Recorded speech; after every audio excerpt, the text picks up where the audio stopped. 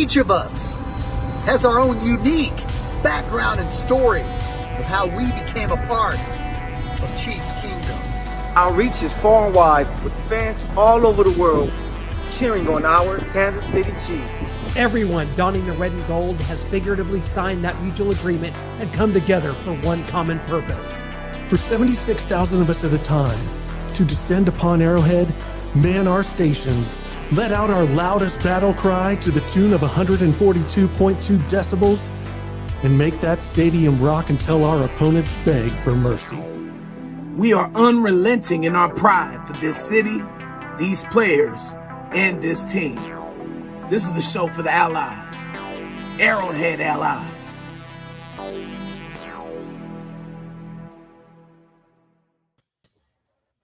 You know, the great Joe Cocker once sang, "With a little help from my friends," and that's what it's all about here at Arrowhead Allies, joined by some of the greats.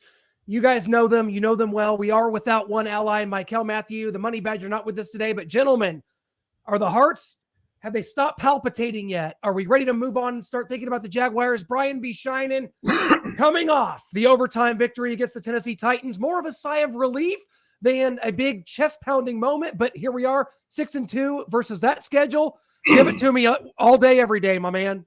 I'm going to give you 3 quotes from 3 different coaches.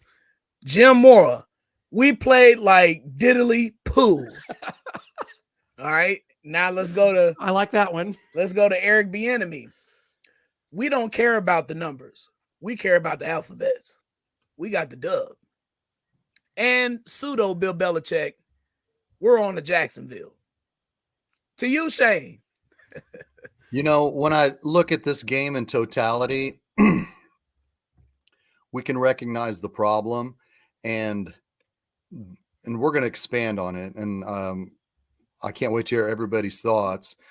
We can continue to look back on Kareem Hunt, Tyreek Hill, Damian Williams, the people that aren't here, but we need to look forward. And the issue of I want to get to right off the bat is the running game. But if you're going to ask me if I'm happy for a win, yes. You're always happy to win a game. We've had some great losses in 2018 when Patrick Mahomes went to New England, and what did we lose? 34-31 on a last-second field goal. Then we went to the Coliseum and lost to the Rams 54-51. You'll take an ugly win, but Patrick Mahomes' greatness is the reason why we won the game. Patrick Mahomes willed the Chiefs to win when the Titans front seven was pushing us around, but we need to take care of the issues moving forward because we're going to see the Titans again. What do you think, Noah? Well, I got to jump here to Brian. You like these running backs? You've liked this offensive line. It's got to be somebody's fault. So take us into it, Brian. Whose fault is it? This game clearly to me, just watching off the bat is definitely the O-line. They had issues with the Titans front seven all night. I don't know if it was the alignment that the Titans had. I don't know if Jeffrey Simmons just absolutely just was dominating on the inside. I got to take a closer look at that.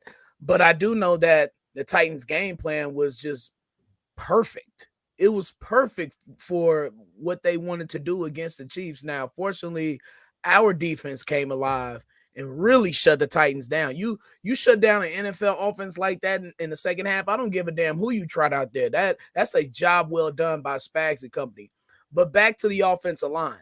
The issues are here, and we are here to and they need to get fixed immediately. I don't know whether it's scheme or whether it could be the running backs now. Let's jump on that because there were a couple of times where there was some lanes open and some guys decided to bounce outside instead. You got to follow the play and get your 4 or 5 yard gains. See, and that was the problem on Sunday night was coming out. You run first down and you get 1 or 2 yards. Now we're in second and long situations. All right, incomplete pass, tip pass, whatever. Maybe Patrick runs for a couple yards. Now we're in third and long situations. The Chiefs were in way too many second. I want to point out second and long before we get to third and long. The second and long situations were killer. Why? Because the Titans knew what the Chiefs were going to do. They were very predictable sometimes. I thought the play calling was extremely suspect with Patrick throwing 68 times in an NFL game. I hate it. I do understand that keeping the ball in your best player's hands is always a good thing, and it turned out well because we won. But let's self-scout. Let's self-evaluate ourselves. And we never want to throw the ball or be in a game in a predicament where you have to throw it 68 times. Balance is necessary. I thought that the play calling was predictable. I think that had a lot to do with it. The scheme that the Titans are running had a lot to do with it. The offensive line and them not executing well had a lot to do with it. I want to say that's the most. And then the running back with their visions. They got to be better with that. Yeah, 100%. I think everybody said it well. I think this the term that comes to mind for me is relief. To get out of there with a win and to just not have to think about it again, it's relief to me because you see the way these teams in the AFC are bunching up. Chargers are 5-3, Ravens now I think they got to 5-3 as well, and the Bengals are 5-4. It's like you don't want to slide down into that where are we, what are we doing here category. I think the 6-2, especially through that half of the season, not quite half anymore. And I hate the odd number of games. I'm an organized sports brain. Sue me. I hate it. I hate 17 regular season NFL games, but not quite half through the season. You look at that schedule to get through at 6-2. That's what you've got to feel, Chiefs fans, relief. And I've talked about it all year, guys, a different level of focus and execution at home. And now I have a couple numbers to back that up here. 36.5 points per game on the road, 437 yards per game, versus 24.5 points per game and 393 yards at home. And you want to look at some of the teams we played. Well, when you go to play the Tampa Bay Buccaneers, that was the number one defense in the league on the road. When you went and played the San Francisco 49ers, that was the number one defense in the league on the road. So you could talk about opponents, matchups all you want, but there is something different about the level of focus. And you saw on the graphic there, the Chiefs have 11 losses on the road since Patrick Mahomes took over to just 9 on the road. So is there something to this, Noah? Is there something that we're not getting, this road home thing, or is this just completely a happenstance here? Well, I mean, I think we've seen enough sample size throughout the early part of this season to say there's something going on, especially with them getting down at home. They were down 17-9 this last game. They've been down 17-0 before, 10-0 before. So there's something going on at home. And like you said, it might be the focus. They're at home. They're comfortable. They feel like we've got this crowd. We've got this energy behind us. That's going to carry us. And the level of focus from the jump isn't there at home. And on the road, it is there. I don't know if you see the same thing, Brian. Well, yeah, the Chiefs certainly seem to be more buttoned up on the road. I think the first 15 plays, you can see a difference, in my opinion, from the road and from what's going on at Arrowhead. Maybe I'm thinking this just crossed my brain as you guys were conversing. Maybe perhaps they take it for granted. The fact that, these other teams could come back. Or not come back. These other teams could bury us in those third quarter situations where it could be a tip ball for a turnover. Normally, teams like Buffalo or Philadelphia, in those situations, especially come playoff time, they'll bury you. And I think there's a certain arrogance that comes with the talent that the Chiefs have, and perhaps they take certain things, lightly until the heat is on, for lack of a better term. Because you notice in the fourth quarter, I think they're a totally different team. There was one particular drive that the Chiefs just absolutely needed to stop. Just needed, they needed the Titans to just get off the field. And I think it was after Patrick Mahomes and company tied it up. But Chris Jones, it was just a total difference in his tenacity and the way that he attacked the offensive lineman in that situation. Maybe it's situational, like what they're doing and you can pin your ears back, or I don't know. But this team, when it counts, they seem to turn it on every single time, especially in 2022. But they can't do that come playoff time, though. Yeah, we see this here, Shane. If you kind of want to talk about Mahomes in the fourth quarter, these Chiefs in the fourth quarter, Brian mentioned them turning it on. Best career win percentage, including the playoffs trailing, entering the fourth quarter. And that's Patrick Mahomes at nearly 53%. And then the next is Tony Romo, 36, Montana at 34. So talk about this team going into the fourth quarter. You got the right quarterback for sure. I mean, he's not afraid to be down, but I feel like that coincides with the topic that Clint brought up, why at home the Chiefs are not playing at a high level. Yes, Patrick Mahomes' winning percentage career in the fourth quarter is way above everybody else, but we need to make it simpler. Kenneth Caldwell just said here on Messenger, are we running the right type of scheme? Are we pulling the guards? Are we putting these running backs, long story short, are we putting these running backs in a situation to be successful? But as for Patrick Mahomes, thank God he's our quarterback, because we keep finding ourselves in a situation where we are behind. So it helps to have a Hall of Famer. It helps to have the franchise. It helps to have the face of the NFL as our quarterback, indeed. But I want to get to something that I want to get off my chest here and now. We need to get Ronald Jones activated to the roster. He's 25 years old. He's the best running back on the roster. Isaiah Pacheco has been doing his best he can. We've seen some fight out of him. Clyde Edwards-Helaire has not blossomed. I think if Andy Reid wanted to I won't say save face. That's more for Brett Veach since he drafted Clyde. But I think for the best of the Chiefs' running game concerns, they should put Pacheco on the back burner for a couple of weeks and get Ronald Jones on the field. Like I said, he's 25. The Chiefs aren't running the football well at all. Patrick Mahomes had to rush for 63 yards and pass 68 times for us to score 20 points. We got to take care of this running game, folks. Clyde Edwards-Helaire had 5 carries for 5 yards. Pacheco had 4 carries for 5 yards. McKinnon had 3 carries for 4 yards. McKinnon needs to be on the field because he's a good pass catcher. But for the Chiefs not to put Patrick Mahomes in this situation where he has to win these games in the fourth quarter, we got to get Ronald Jones active and now.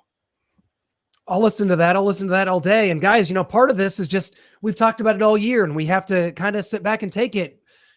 This is kind of a feast or famine type offense. It seems like it's when it's going good and it's the snowballs rolling downhill, you get Niners, you get Bucks, you get these kind of games where it just looks like everything is going great. But man, when it stalls out, when things aren't clicking, it's a testament to the new faces still trying to implement, Kadarius Toney. He had a couple catches. We're going to get to that in a second, but maybe it's too early to bring up this, but I just really wanted to get an Office Space reference in for many weeks now. So I'm just going to go with it right now. And that goes, Patrick Mahomes throws for 446 yards in this game, 68 completions, none to Sky Moore, who we're entering the point of Sky Moore. What would you say you do here?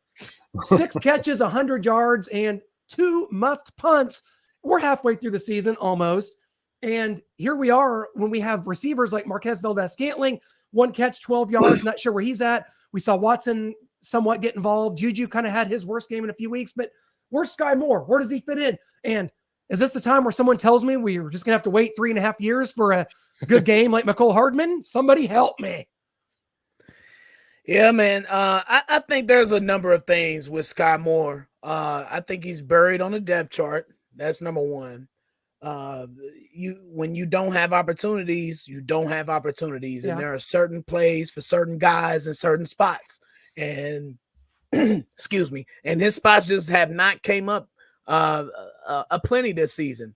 Number two, the fact that Andy Reid still has one of the deepest playbooks in the National Football League, and sometimes it can be challenging for some receivers to grasp every element, every concept that's in the offense. So it takes time to develop receivers, much longer than it does to develop like offensive linemen or perhaps other positions. George Pickens seems to have developed fast. I don't know.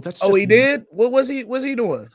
What was he doing? They're trading away Chase Claypool and calling him their number 1 receiver. I don't know. But what have they done? Where's his tutties at? But look, but that's to your point. No, to your point, I'm not against you. But what I am saying is that we got to give Sky Moore a chance to develop. And I think that this is something down the road. He's not going to be a George Pickens type. I think this is something for next year and something later. So yes, you're going to have to be a little patient and wait on Sky Moore, just as we have with good old McCole Hardman. I don't know what I don't know what to expect with Sky Moore right now, though. I really don't. I don't know whether to think that he could be a legit outside or a slot receiver, or I don't know if he's going to be your gadget guy or, your Wes Welker, or I don't know. I don't know what role he plays right now, but Noah, there could be a little smoke to the fire of, bust. It's just a little smoke around it, but I want to give the young guy a chance.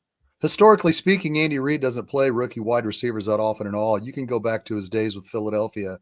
Albert Wilson he only had, I think, 160 yards catching his first year in 14. I don't have his stats in front of me. Tyreek Hill really didn't burst onto the scene until later in the year, his rookie season. So Andy Reid historically doesn't play rookies. I know with Sky Moore, there was this urgency among Chiefs Kingdom that you had to find a replacement for Tyreek Hill. But I think with Kadarius Toney now, Kadarius Toney will be more of a player, I think, because he is what's the word I'm looking for? More polished, I think. I don't know if he's more polished, but he's probably more polished because he's been in the NFL 1 year longer, but he's got the joystick. He's quick. What's the word I'm looking for? He's elusive. He showed some blocks too. Yes, he's kind of like Dante Hallish, but not Dante Hall. You know what I'm trying to say? Yeah. I'm with you. He's that kind of receiver and glitchy. Yes. The fact that it's came out now publicly that Brett Veach wanted him in 2021, but that's the only thing that scares me off Toney. But Brett Veach wanted him in 2021, but we traded for Orlando Brown. So the fact that Patrick Mahomes went to him and he's on the first play of the game, as well as trusted him on the second drive where they scored a touchdown. He had a 10-yard reception. Yep. I think Kadarius Toney is going to be more of a factor than Sky Moore, but I don't think it'll stunt his growth because, like I said, we saw Tyreek Hill, Albert Wilson, and other Andy Reid receivers continue to rise their second and third years in the NFL, and I'm not gonna call Moore a bust just yet. Yeah, but it is concerning. Yeah, but I mean, you guys have talked about Toney, and I got a couple plays. Shane, you mentioned the block, and then the catch that he had, the route that he ran. These are kind of tall, thin videos, so there's a little picture on the side to kind of help dress it up a little bit. Got to keep in good with YouTube, guys. Got to keep everything straight, okay? So you see the block here, just laid out Bud Dupree. And then this route, better route than McCole Hardman or Sky Moore have ever dreamed of running. Hey, route running is a skill. Yes. And Kadarius, he got what you need right there. That was some good stuff. By the way, is it too soon to be making, was that an NSYNC reference? Do we just lose Aaron Carter, or is that a different band? No, that was Backstreet Boys. Well, his brother was in Backstreet Boys. Yeah. Really? R.I.P. Yeah. Wait, so Aaron Carter was just like a rapper. He's brother of Nick Carter, who was in Backstreet Boys. Aaron Carter was not in either group? No. Nick Carter was in Backstreet Boys. I'm going back to the 80s where I belong, guys. I'll see ya. No, but I think Kadarius Toney is going to, and we got him on the cheap. We got him on his first contract. So when we lose McCole Hardman at the end of this year, and that's not maybe Juju, and possibly Juju, if Juju, I mean, we got to look where we're going to sign him. Yeah, I'm up for we have to look where we're going to be at the end of the season. We're either going to, if we go the Super Bowl champ, and Juju and McCole play great, they're both going to want to get paid. So we may lose them both. We may keep one. So having Kadarius Toney, back burner, having Justin Ross on the back burner. I mean, it's good to keep your stock. It's good to keep them in stock. So we can't kick Sky Moore to the curb and call him a bust just yet. No. So Josh Gordon's still out there. I mean, Josh Gordon. No, but we'll see what happens there. But he's not a bust. I mean, we talk about Veach's drafts, but I think we need to go real quick to the Raiders draft. They released safety. No, George Atkinson here to defend himself, though. We need him to pop in because this is ugly. Raiders first round picks from 2019 to 2021. They've already declined fifth-year options on Cleveland Farrell, Josh Jacobs. A lot of this was Mike Mayock. Jonathan Abram cut today. Damon Arnett, we know him with his assault rifles, pointing him at his phone as he's threatening some fan making a video, Raiders fan calling him out, calling him a bust. And The Chiefs wanted to bring him here to Kansas City, but that's another point for another day. Henry Ruggs, we all know what happened with him. Looks like he's going to be doing some time. He was cut. Alex Leatherwood cut just in first round pick in 2021. He's gone already. We want to talk about Veach, specifically me, and his lack of prowess in the early rounds of the draft. But the Raiders there are just an absolute nightmare. And that goes to Shane's point of last week of why this organization's in the damn shape it's in. All right, Hogan. Yo, bring Jonathan Abrams to the Chiefs. I only say that because, look, I'd rather play with that dude than against that dude. I could not stand him with the Raiders. I could not stand him. I'm so glad he's not with them anymore. Yeah, what happened there? I really don't even quite understand what probably doesn't just fit it. It's a new regime, new coaching staff. He probably doesn't fit into the defensive system, or maybe perhaps they see other guys on the depth chart that's equally as good in their eyes, and they want to give them some run instead of him. And they're doing him a favor by doing that in a way. So yeah, I can't believe it's from Cancun here. Hello. Wow. I can't believe they declined Josh Jacobs' fifth-year option. They're gonna pay for that, Shaggy. They're gonna pay for that, and that's what you want. That's what you want. It's a contract year situation. Now, is it sustainable for him? We don't know, but he's been playing his ass off this year. He looks like a totally different ball player. Yeah, that'd be one that they're gonna have to pay for, because I can't imagine him hitting the open market. He's good. I can't imagine this player hitting the open market, and I can't wait for it. Come on, baby. Look at those two guys with him. Those guys are cool dudes with Kareem. Looks like we have him by each arm, and we're about to drag him back to Kansas City. Does Kareem have gas? Is that what that is? Come on. Setting the orange and brown of the Browns uniform back into the Chiefs uniform. He's returning, and he's going to make all right with the world again. It's going to happen this offseason. I'm going to speak it into existence. It worked for LeVar Ball. It's going to work for me. I mean, how much money you want to spend on a running back, though? Well, I don't know. We might need to replace three, so I don't know. And all them. The Chiefs are going to have to replace 3 running backs. Two for sure. I mean, Pacheco is going to. You give Pacheco another year in this offense, at least, right? Right. Oh, hell yeah, you do. I mean, I'm not like giving up on it. I'm giving up on McKinnon and Clyde. I don't ever want to see their faces again. Jamal Charles ran 100 miles an hour into the back of the offensive lineman his rookie season too, in 2008. So we didn't know what we were going to see for him. Pacheco just needs time to develop. It takes time. These blocking in the system, it takes time to get your vision and your patience down. I like the future of Pacheco. I just don't know in terms of right now, if with these games being so important to us that we need to win to stay even with Buffalo or be at least the number 2 seed, because Baltimore Ravens got an easy schedule. But if we're going to keep winning to stay a 2nd seed or tied for 1st, we need to make decisions for right now.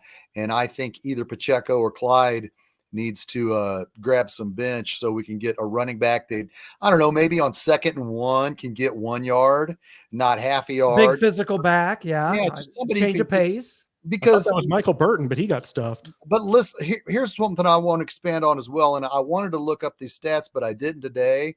Maybe you guys can help me later on. Last year, when the Chiefs were 8-0 in November and December, Darrell Williams and Derek Gore seemed to be the spark in the running backs. I don't have their yards on me, but I remember Darrell Williams making some great plays. The touchdown catch in Vegas was sweet, but he always seemed to be the short yardage back, and Derek Gore was backing him up because Clyde was injured. Now, I know we're not playing with Derek Gore or Darrell Williams, but I want to look up and see how much of a factor they were during that 8-game winning streak, because I remember a lot of good plays that both of those gentlemen had become, or both plays that they really excelled at during the 8-game winning streak. And I think Ronald Jones can be Ronald Jones is kind of a Darrell Williams, Derek Gore kind of back. And I just don't see Clyde or Pacheco getting it done. It's time to get Rojo activated now. Yeah, I'm all for rolling the dice with bringing Rojo up. I think the smart thing would be, I don't know, in my opinion, but it's not going to happen. It will send shockwaves, around the league. Well, not shockwaves. The league would notice, and people will make a big deal out of it. But I would deactivate Clyde. I don't think there's any future for him in the Chiefs uniform. So why continue to invest playing time in him when we're trying to win? You Right. know, so Pacheco, I wouldn't be in favor of not activating him because I think you stun his growth. McKinnon, he's better clearly to me at pass pro and catching the ball out of the backfield than both Pacheco and Clyde. So yeah, the Chiefs are kind of stuck in a hard place. You're probably not going to activate 4 running backs. That's probably not going to happen. Plus with Burton, that'll be 5 running backs. So somebody has to go, and somebody has to, excuse my hood French, but somebody has to grab their nuts, Brett Veach, and be like, hey, Clyde ain't working out. We just need to demote him and bring up Rojo. I'm all with that. I think he could fit. He could be a better fit for the scheme. He could be a change of pace running back. He's not good out of the backfield, so when he's coming off the field that we're passing, and that's the knock on him. Noah Groniger, I'm going to you. I got one question. Uh-oh. For the first time since 2018, Patrick Mahomes, NFL MVP? Yeah, as of right now, I think it's got to be him. We just saw what Josh Allen did or did not do against the Jets. Jalen Hurts, he just doesn't have the touchdowns, the yards. They're just they're a run-first team. They are 8-0. They have that going for them. But who have they beat? What have you done for me in the touchdowns, the yards, like Patrick Mahomes has done, carrying a team on his back? Everyone talks about the Eagles' just complete roster, whether it's defense or offensive line, the running game, bringing in A.J. Brown. They've got Devontae Smith. They've got Dallas Goedert, who's a good tight end there. So the Eagles just have a more complete team, I think. But when you have Mahomes, it's game, set, and match. And he's the MVP. He's your leader in yards and yards per game and touchdowns. So right now, it's got to be Mahomes. Is it an award we care about? Shaggy Shane, do you care about MVPs for Patrick Mahomes? Just to be a show off, I do. And I'm with you. I love that. I'm on board with that. I want him to catch Brady someday, and so I need all the accolades I can gather up. Pile it up. Yeah. Oh, I love it. I love it. Are you kidding me?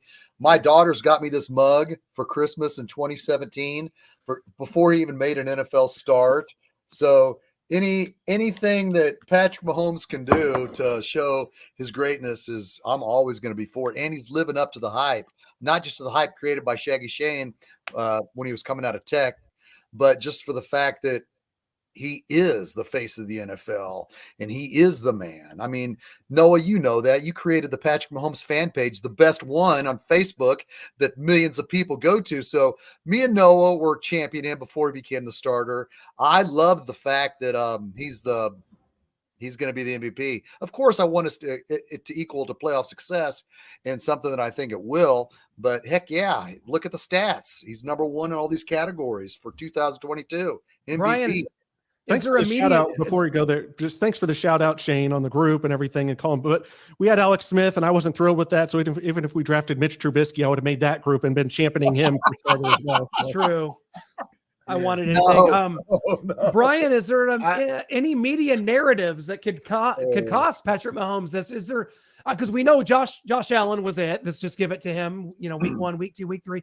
What Mahomes is kind of a guy we tried to get away from. We're trying to get away from these Chiefs where they stink. They're going to be last place, no playoffs. Bart Scott and these guys. Media problems with this MVP thing? I'm with Tom Hood. He said it best for me. He said, "I don't care about the MVPs. I care about Super Bowls." I'm all with that. I'm there. I mean, but I do. I like having an MVP. I like saying 2-time MVP quarterback. Yeah, Patrick Mahomes. It's definitely a resume builder for sure, and it's a legacy builder as well. You look back, and one day when he's getting fitted for his yellow jacket going into Canton. We're going to look back at 2022 or 2018 when he actually won it and look back at the 50 touchdowns and 5,000 yards passing and all of that stuff. So, yeah, it's definitely something cute to talk about, but the Super Bowls are way more important. I want to throw a wrench in there, though. Right now, he probably is leading, if not tied with Josh Allen at the very least for MVP. But gentlemen, I think that this could be the year that somebody other than a quarterback God could get an MVP. No, it's real, fellas. It is. What Tyreek Hill is doing is amazing. I wonder where he came from, man. But this is what he Yeah, if wanted. only that last team could have kept him. I forget who it was. Look, fellas, this is what he wanted. It's what he wanted. He wanted to be the man. But the thing is, we already knew he was the man. You are the man, but you're never going to be the man on the team, on the same team with Patrick Mahomes. So, I get it. Kudos to him, but with all those yards and it's cute, and that Dolphins offense is about to slow down too because it's getting chilly outside. But look, man, it's something about winning. And I'm not sure how many Super Bowls he's going to win as the Dolphins are right now. Now, if they mess around and get Lamar Jackson or something, then all bets are off. I would like him way less if they did that. But yeah. I think that's going to happen. But that speaks, Brian, that speaks to Patrick Mahomes' greatness because he's still the number one and he's still the MVP. And the stats there show he's the MVP without having Tyreek Hill on the team. Yeah, 100%.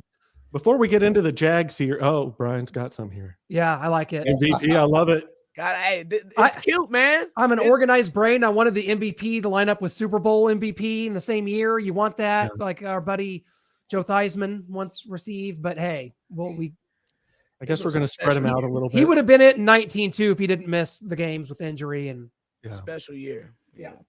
But before we get into this Jags game, we got to get into that, break that down. I want to go to some other kind of breaking news that we've had recently, and that's Jeff Saturday. Let's get on this. Think Reich out as Colts head coach. Jeff Saturday comes in. He's here at the press conference with his hands out. How in the world did I get this job? Nobody knows. Not you, not even Jim Irsay can really explain it. But on the other side of this image, we have interim candidates currently on the Colts staff that they turned down. Wow. I mean, Gus Bradley, John Fox, all those years of experience. Reggie Wayne is on the staff. Cato June, 12 years experience in the NFL, great linebacker. Kevin Mawai, if you want a center, former great center to be your coach. Kevin Mawai with all those years experience. And Bubba Ventrone, their special teams coach. They say he's an up-and-comer, a rising star in the coaching world. But they go with Jeff Saturday from ESPN, an NFL analyst. Just pluck him out of coaching high school football, and you're our head coach. It's a joke.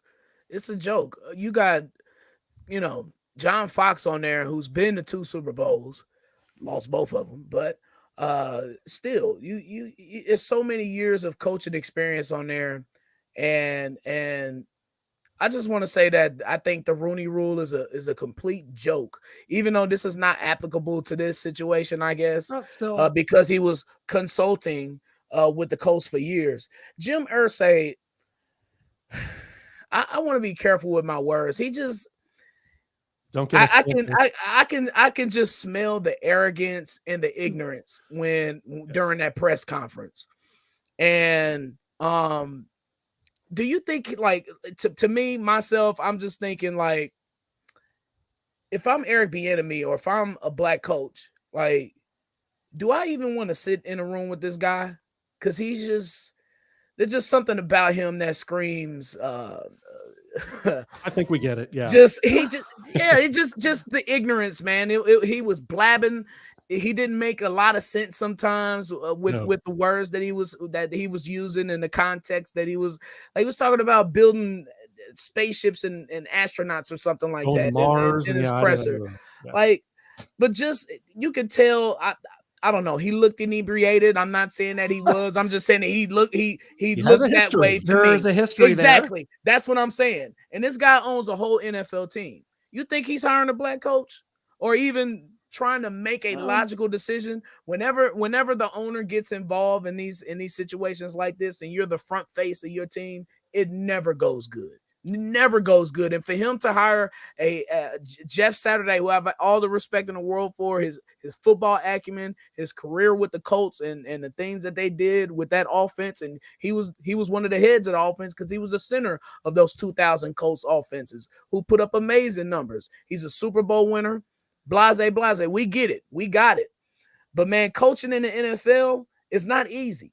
It's the reason why it's only 32 of these things, and the turnstile turns every single year. It's like 5 to 7 new coaches every single year You know, it's I think it's a slap in the face to black coaches. I think it's a slap in the face to up and coming coaches, to all coaches in the National Football League who's been coaching for years, dying to get an opportunity, like Eric Bieniemy, who's the guy who I'm pointing out.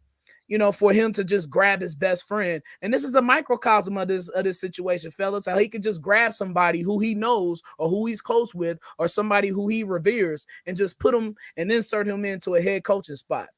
I think there's several different things at play here. I mean, is he trying to tank? Does he want the number 1 pick or a high draft pick for a quarterback? We know he made the move off Matt Ryan to Sam Ehlinger. And then it's just his buddy. He just wants a good friend around. It's just kind of this buddy system thing. We see it here in the comments, the buddy system. And so there's a part of it that's tanking. There's a part of it that he wants his buddy in here to just hang out, that he can talk to. And then there's we got all these wide owners out here, except for, I think, Shad Khan of the Jaguars.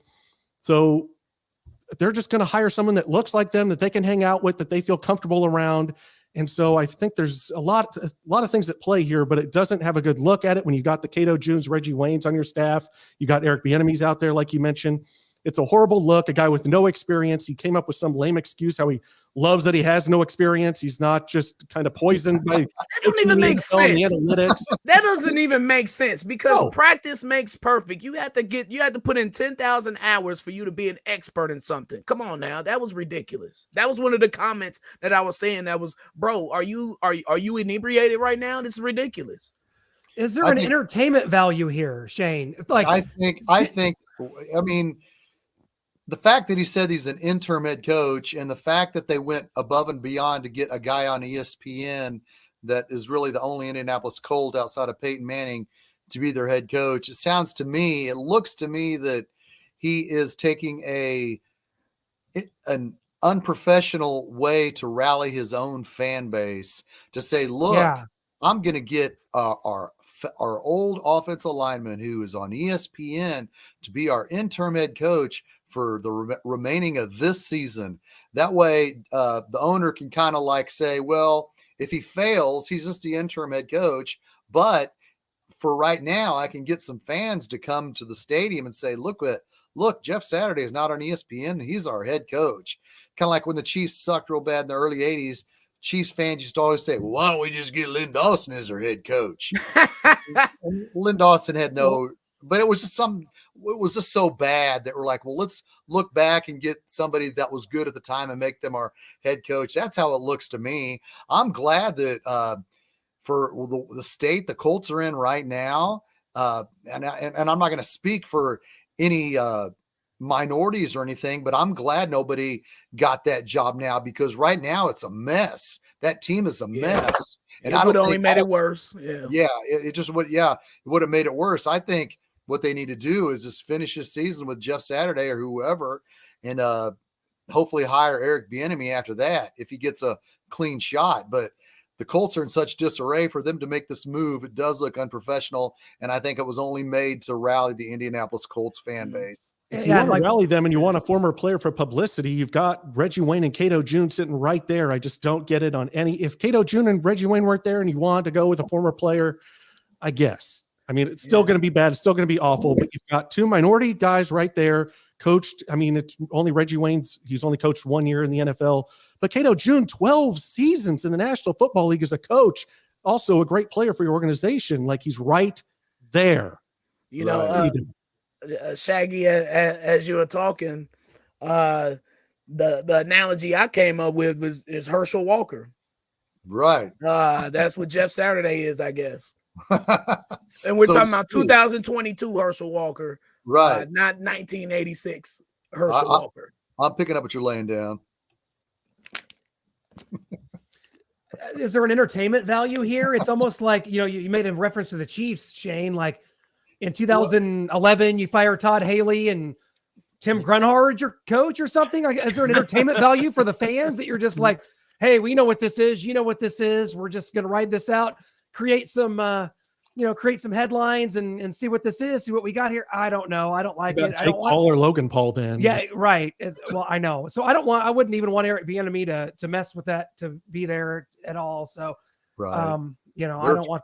They're a train wreck. Yeah. It just shows Again, I think it just shows the process of how they hire coaches. I really do. Most teams, not all teams, but most. We'll see how it plays out this this fall or this spring. They're still in the division race, by the way. Yeah, but I mean, they're a mess. How many? Yeah, they are. They beat the Kansas City Chiefs, so there's that. Since Andrew, I know, right? How embarrassing was that? Since Andrew Luck, what have they had? Phillip Rivers, Carson Wentz, Jacoby Brissett. Oh my gosh, Matt Ryan. I mean, it's the curse of Andrew Luck. They need to clean house, and I think they will. I think. Yeah. I'm not defending Jim Irsay because I don't know enough about him other than he is a recovering alcoholic who has made some bad decisions. But I will say that I think that that's going to be a job that will be opened at the end of this season. And Jeff Saturday was just on Twitter saying that the Raiders stunk. They're awful. They're horrible. And now he coaches against them. Let's go, Colts. And let's point out Frank Reich too. Let's look at what he had to deal with. He had to deal with Andrew Luck retiring after the 2018 season. By the way, Andrew Luck's last game against Patrick Mahomes and the Kansas City Chiefs in 2018. Loved it. If Mahomes, I'd retire too. So. That's right. Yep. And then he had to deal with getting to the playoffs and finding some success with Phillip Rivers at the age of 30, who knows what, with 29 kids. Okay. Let's see what he has to deal with all these injuries. He can't keep Leonard on the field. I think like he's dealt with a lot of stuff in Indianapolis, and they've been, successful under Frank Reich during that era. He even last year with Carson Wentz down to the wire to the last game. They were supposed to beat Jacksonville. Jacksonville gets the upset, and if it wasn't for that, the Colts in the playoffs again. So the thing is, man, when you fire somebody, you better have somebody better. Who do you have next that's going to replace that person? Right. And Jeff Saturday is no. We're trying to get him Aaron Rodgers for next year. It'll be okay, Cole. Well, is the GM for the former chief scout? Ballard. Yeah, is Ballard safe? Yeah. So if Ballard's there, he was kind of like the buffer for Dorsey and Veach or whatever he was. You guys could probably expand on that. But Chris Ballard left the Chiefs after 2016, and Chris Ballard did a great job of rebuilding that, drafting players to rebuild that Colts offensive line at that time, and he really turned that offensive line around. So whatever happens with Chris Ballard, I feel will also decide the Colts' fate. If they clean house and fire Chris Ballard, I think that's a questionable decision, and it might send the Colts into even more of a spiral. Well, guys, the Chiefs will play football again on Sunday noon against the Jacksonville Jaguars, 3-6, coming off jaw-dropping, exhilarating come from behind victory over the Las Vegas Raiders. The Jaguars come in. It's at Arrowhead Stadium, so I'm a little nervous. I feel like if this was in Jacksonville, I got a 3-touchdown game here. Now I don't know what to expect. They're going to come in there sluggish. Travis Etienne, very capable running back. Trevor Lawrence learning the ropes. Christian Kirk, their big free agent signing, can provide some problems. I haven't seen the Jaguars much this year. Don't know a lot of what to expect. But like Shane has said in previous games, like Brian has said in a lot of these games, you got to buckle your chin strap and get ready to play. And I'm expecting a close game on Sunday. I'm done predicting any sort of parties at Arrowhead Stadium. It's just all not for the faint of heart, let's say. Yeah. Well, the Jaguars are a young, exciting team. Trevor Lawrence still hasn't caught his rhythm in the National Football League. He's still turning the ball over in the red zone sometimes. His interception numbers are higher than what you want. Not many touchdown passes to go along with those interceptions as well. But the Jaguars can move the ball. They're young. They're speedy. They kind of remind me of the Jets, I think. A lesser version of the Jets, if you will. But I think the Chiefs are built better to play the Jaguars than they were to play the Titans. And going into that game, fellas, I knew the game plan going into that one with the Tennessee Titans was going to be a fist fight. But this game, I don't think you're gonna have necessarily that style of game because the Jaguars are more fast paced. They don't have a Derrick Henry, and the Chiefs do a better job, I think, of containing the smaller running backs like ETN. But the Chiefs are, I want to see if 35 was 35 okay.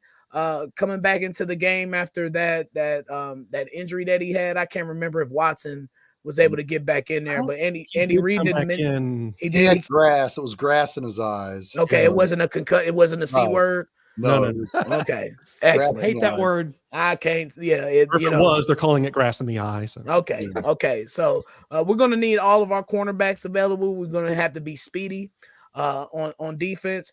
But Christian the thing Kirk, Marvin Jones, exactly. The thing that concerns me though, and they got a good tight end as well. The Jaguars defense can be feisty. They're big, they're physical, they're fast, they're young. You can take advantage of them possibly in some plays and some schemes. You can scheme some guys open. But the Jaguars defense is young and feisty. And prepare for a close game. Don't look at the Vegas lines. Don't expect the double digit blase. Don't bet the over. I'm telling you, it'll be this will probably be another nail biter. But I think we'll get into predictions later on, but I don't think it'll be a 3-point contest for the Chiefs. Travis Etienne has some fumble issues, so the Chiefs can hopefully take advantage of that, especially near the goal line and in the red zone. He seems to fumble a lot. So, but yeah, I'm worried about Christian Kirk, Marvin Jones against these young corners. They're talented, but Trevor Lawrence likes to try and fit some balls in some windows. So there's going to be some opportunities for Jalen Watson if he's ready to go. Should be Joshua Williams, L'Jarius Sneed, Trent McDuffie. He's back, yes. Jack. He is back and better than ever. So, and hopefully these safeties can get in on some. We haven't seen some turnovers for Justin Reed, Juan Thornhill. And hopefully this defensive line can start getting going. We saw what they were able to do against the Titans and Malik Willis last time. Of course, they knew they had to throw. They could pin their ears back a little bit. Stop the run on the way to the quarterback was pretty much their plan this past week. So, yeah, I do think this is going to be a closer game. I think I might have it 10 points. Like Brian said, we'll get into predictions later. That's kind of where I'm leaning right now. But Shane, what do you see in this game? I want to thank Clint for touching on it earlier in the show, because it has been a concern why the Chiefs play so much better on the road against number one defenses than they do at home. And they have been behind. So I expect a nail biter at home. I haven't seen enough of the Chiefs at home this year to say, we're just going to blow them out. We can't run the football with our running backs. And I'm not being negative, Nancy. I'm dealing with the cold. You're real facts, man. But we don't run the football. And before the second half of this game, before the second half against the Titans, the Chiefs weren't stopping anybody. Henry already had 95 yards by halftime. So before halftime, the Chiefs weren't stopping anybody. It's odd. It's an odd comparison that I want to touch on here real quick, because I know we're talking about Jacksonville. The Chiefs and the Bills are the top two teams in the AFC. And if you look at the last 3.5 games, not the second half against the Titans, if you compare the Chiefs and the Bills, they're giving up a lot of yards on the ground. Both the Chiefs and the Bills are. So let's see what ETN can do against this defense. Let's see if the second half wasn't a fluke, because before halftime, it was 3.5 games where the Chiefs are getting gashed. But I expect this game to be a nail biter, just because we aren't running away at home like we have. There's no, man, we feel good about this. We're up. I mean, we can't even get up 21-3 and worry about blowing the lead, because we haven't even been up 21-3 at home yet this year. Right. So I expect a nail biter. I expect Patrick to do his thing come the fourth quarter, but I expect to be scared. Until the Chiefs show me at home against a team that's not a number one defense that they can do it. I don't know. Maybe they should dress all white and pretend like they're playing on the road, but not like the 06 Bengals game, Shane. We can't do it. We can't afford it. Yeah, that game, golly, and Clint, I just that in the history of Chiefs games, that was like one of the most depressing. That's in my top 10. Trent Green, lifeless on the field, the rain, the weather. Yeah. We were all at that game. Rudy Johnson. Yeah, but like I said, I expect a nail biter. Clint, before we move on, please let me sneak this in, please, because Shane knows this story. Was it the 80 or the 81 Chiefs? Which one? wore white at home the whole year. In 1980. Can you touch on that, please? then I don't know why. I was 10 years old. It was 1980, and the Chiefs wore white jerseys at home with red pants. They only wore their red jerseys with white pants twice, a road game in October against Cleveland and a road game later on in the year at San Diego. They just decided. You could look up games on YouTube. Oilers at Chiefs 1980 or Lions at Chiefs 1980, Raiders at Chiefs 1980. The Chiefs were wearing white at home. I think they were just trying to do something new and different at that time, but that was what they were trying to do in 1980. It didn't work. We finished 8-8. I don't know if only wearing our home red jerseys on the road twice in a 16-game schedule made much of a difference, because we broke even that year, but it was definitely a different time. Jack Stedman should have put his foot down. There was like a thing back then, though, that they almost tried to manifest. Like there was the movie Best of Times where they talked about Reno Hightower wearing the home whites. There was like a home white thing that was like a high school thing. It never really manifested itself except for like LSU in college or in the NFL with the Dallas Cowboys, who actually back in the 70s, 60s, and 70s wore that blue. Man, it is a crazy thing, and we definitely don't want to see that. I want to see the all whites on the road coming up here. I think now it's the time to do it. At Chargers Sunday Night Football coming up here next week. Let's not get ahead of ourselves, gentlemen, but that seems like a great time to see the white on whites with the gray. Yes. Red socks. Yes. Red socks. No white socks. Red socks. And if the Chiefs are ever going to have a running game, it should be against the Chargers, because everybody keeps saying the Chargers are really bad against the run, and opposing offenses have been gashing the Chargers. So we'll have to see how that works a week from Sunday. What is that team? I know we're a week ahead here. Before we get into our prediction, just real quick, I want to touch on the AFC West. The Chargers the Raiders 2-6, they're done. Broncos 3-5. We don't think much of them. Room for growth with Russell Wilson. Good defense. We'll see. But the Chargers, they sit there at 5-3. They feel to me like a 4-5, 4-4 football team or worse right now. You see the way they beat the Atlanta Falcons inexplicably. A fumble gets fumbled back to the Chargers. They've won 3 games that are just inexplicable that they've won this year. And that goes back to the Browns. They've had a couple games this year that just feel like that there's no way in hell they win that game, and they've done it. Yet nobody fears them. Nobody's talking about them. No one's talking about Herbert. Where are we with the Chargers right now, Brian? Are they some kind of a threat?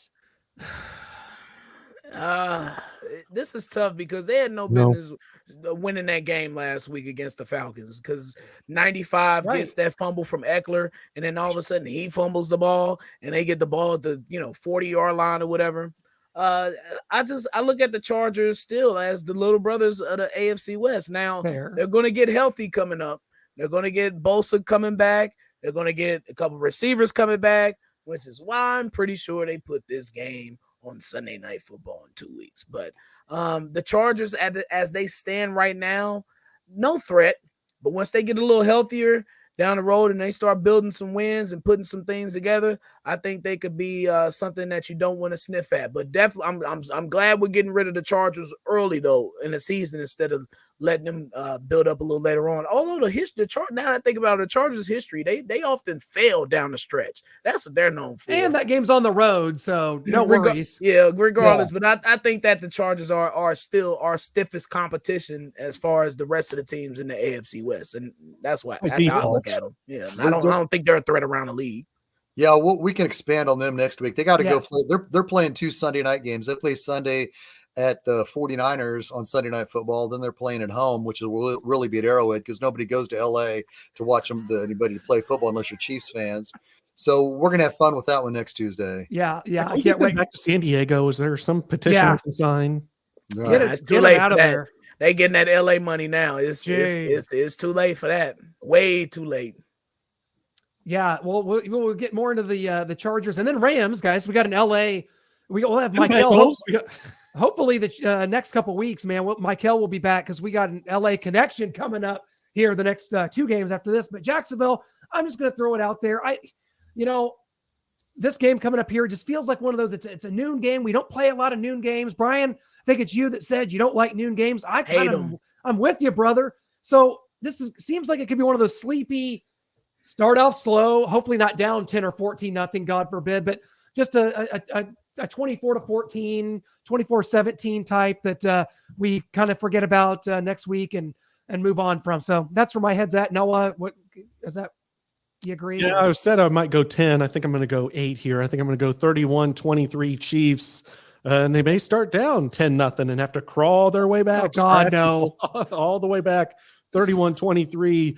The Jags kind of failed there late, trying to get a touchdown 2-point conversion to send it to overtime again for the Chiefs, but doesn't happen. 31-23 Chiefs. Brian, what say you? Yeah, I see Harrison Bucker missing another extra point. Damn it. Which is I think that's problematic, but that's another story for another day. It is. Because I don't think Bucker is a top 3 kicker in the league anymore. I really don't. But be that as it may, I'm seeing a 9-point win, 23-14 Chiefs win. Scrappy game. It'll be slow. It'll be a little ugly. It'll be kind of boring for the casual Chiefs fans, not for football nerds like us. But yeah, kind of a a blog game. It's a no. I'm with you. I agree. Yeah, 23-14, but the Chiefs not escape. Chiefs get the dub. And this is Shane's tie. I'm just going to spoil it right now. No, just kidding. That was good. Thanks. 2-2. I'm going to echo some of Bishinen's with Bucker. Bucker will miss an extra point, but he will make the game-winning kick, and the Chiefs will win 30-28. Ooh, so like got to get one at the gun. It's how Harrison Bucker is. Harrison Bucker, if he played baseball, he would have 40 home runs, but he would only bat 200 and lead the major leagues in strikeouts. It's just it boggles the mind how he can just nail a 62-yarder straight down the middle, but anything an extra point. I mean, I know he missed a 47-yarder. And I know he missed a 44-yarder in the Buffalo game and a 47-yarder last week, but he had that 33-yarder at San Francisco that went. It looked like all the air went out of the ball when he kicked it and flew off to the right. Way no good. I don't know if it's his foot. I would say it was his foot if he didn't have these issues throughout his career. Yeah. Bucker is a concern for me, but with his inconsistencies, I like him to be on to make the game-winning 42-yard field goal to put the Chiefs to win 30-28. Is this the worst little stretch that we've seen from Harrison Bucker? And B, when do we start talking about finding a new kicker? Next year. No, it's not this year, but I'm just saying. Yeah, next year.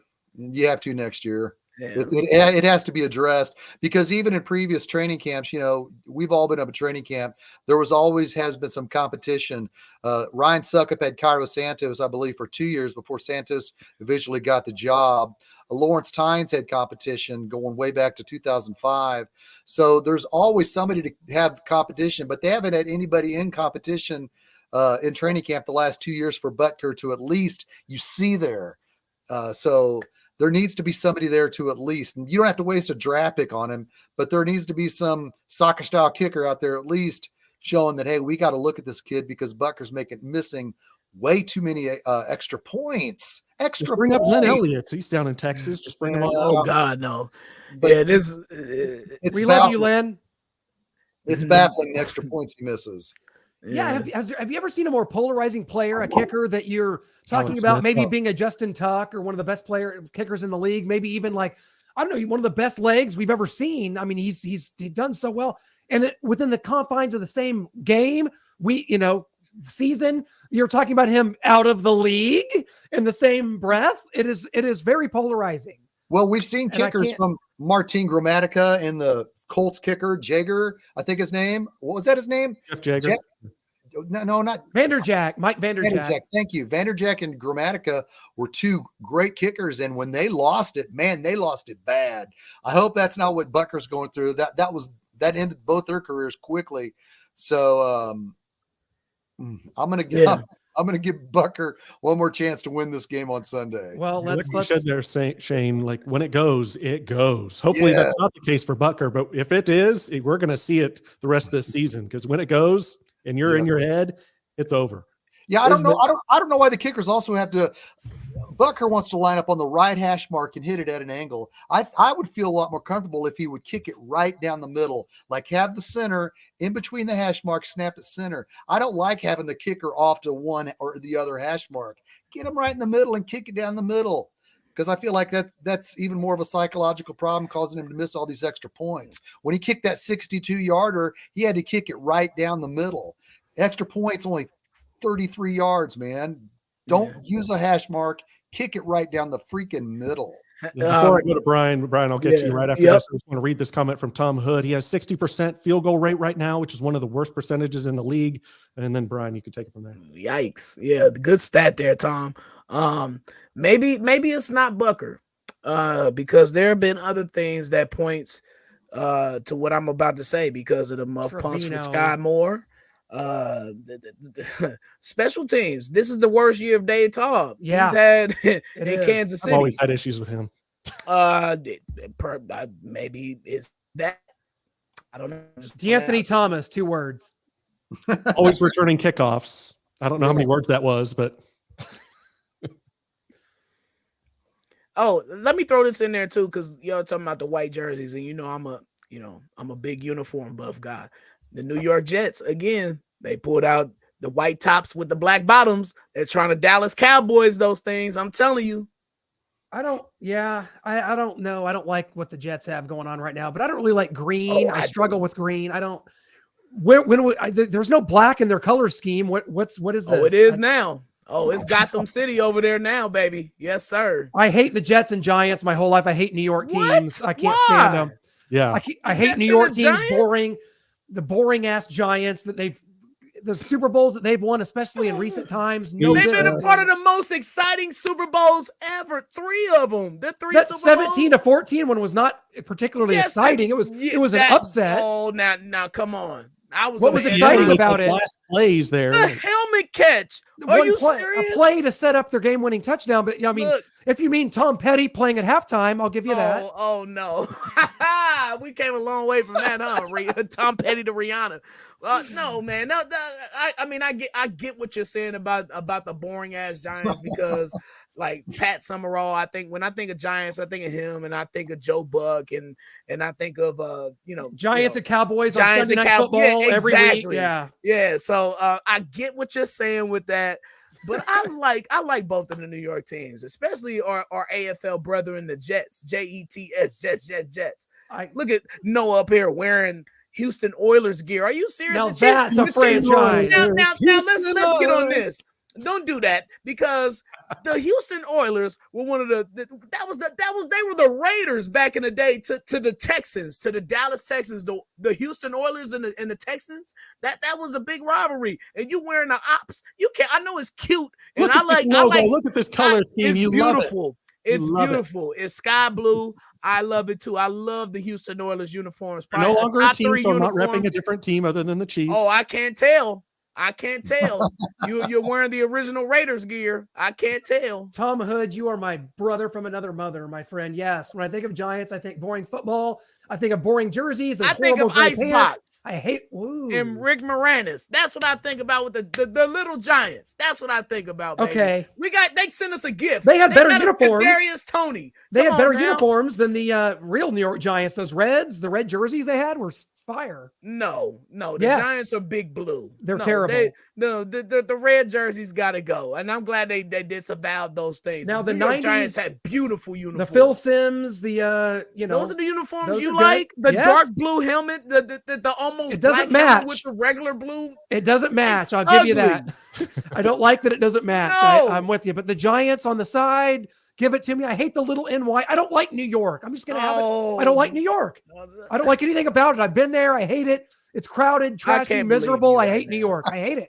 I can't believe hate it. A question here from Kenneth Caldwell, moving away from Clinton Bryan's knockout drag-out fight. We need a show about these uniforms. We do, man. I'm working on creating that tonight. Question: why do our returners always seem to run towards defenders instead of the open parts of the field? My only thought on that is that McCole Hardman is stiff as a board, and when he wants to change parts of the field, he's got to make a 90-degree angle. There's no fluidity in the hips. He is just stiff. He's got to make a 90-degree angle to turn or go anywhere. Anything to go at McCole, huh? Yes. Man has 4 tutties in the last 2 games, and you want to big drops against the Titans as well. We miss Byron Pringle.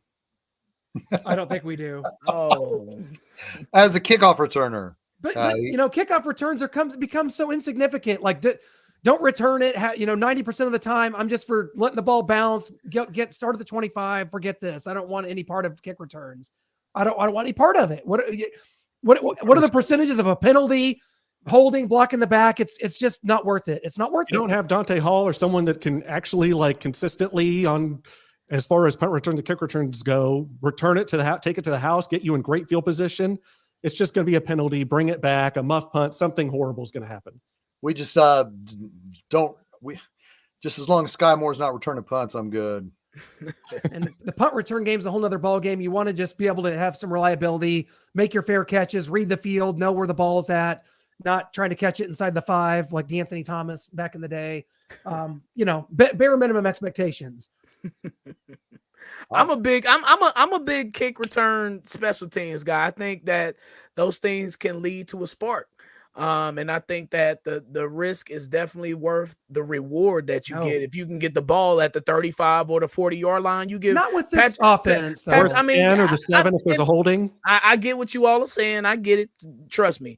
But I think the reward is definitely worth it. When you get McCole Harmon to get a big kick return back in the 2019 divisional game against against the Texans, that sparks a 24-point they actually scored 51-20 or whatever the score was. It got out of hand after that McCole kick return is what I'm trying to say. Yeah, it's a good, interesting schools of thought to see how the game's evolved. They moved the kickoffs up, so it kind of to make it safer for return teams and the gunners. And we've been blessed with great kick returners. You all have it. What is wrong with you? In the name of Tamarick Vanover, in the name of I don't see one on the field now. Oh, McCole. I think McCole is definitely that guy. They just need to give him more opportunities.